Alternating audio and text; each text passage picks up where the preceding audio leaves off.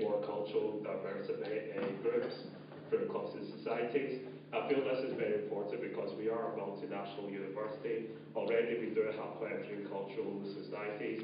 There have been a lot more that have been affiliated last year. I feel it's important that we have more of that so that students can meet people from like cultures and share different experiences and kind of have home from home, if you like.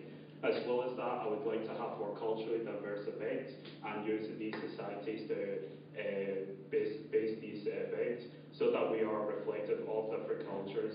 The thing about the union is not just about the drinks prices that we need to do to get people back in here. We need to put on different various events, whether it's culture, gigs, comedians. We need to offer something different on a week-to-week basis. Now, also what I'm also going to do is I'm going to improve on the Erasmus and the international exchanges and also international internships. How I'll do this is I'll be publicising to students the valued experience you can get in Erasmus and also encourage them to apply for Erasmus exchanges and so on and so forth. One thing I believe in very strongly is that we need union rejuvenation. And what I mean by that is, Quacko's right that it's not just about drinks prices, but we talk every single year about getting the queues back, getting the place jumping again, and there's different schemes, and we've done slightly better this year. We've actually done a lot better than last year.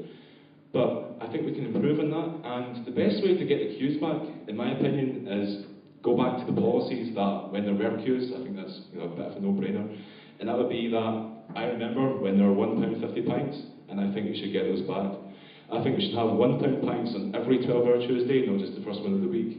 And I think that we should try that out, and that students would see the benefits of that, and they would come to Strathclyde, they would flock to Strathclyde, and through increased demand, we would make a great profit off that, which we can invest in other projects. I also believe that Strathclyde has a lot more it could do in supporting students.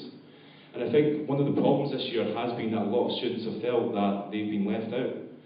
Also, another way I feel which would be really easy to benefit students would be this stage here. Unfortunately, I'm not on it tonight, but if I was in my band, which I think I'm in like 3 bands, and like a singer for 1 and like a keyboardist for 2, I believe that all student bands should be able to have access to a stage in union and have a gig night.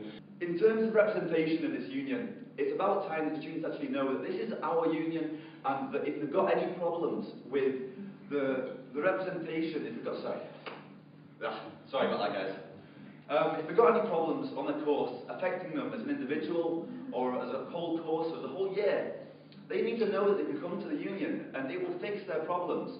Whether it be an individual problem that's affecting them financially, we can sit down with them, with our financial experts, or whether it be a problem with our entire course, an entire year, because there are being cuts being put in place, which the university regularly do.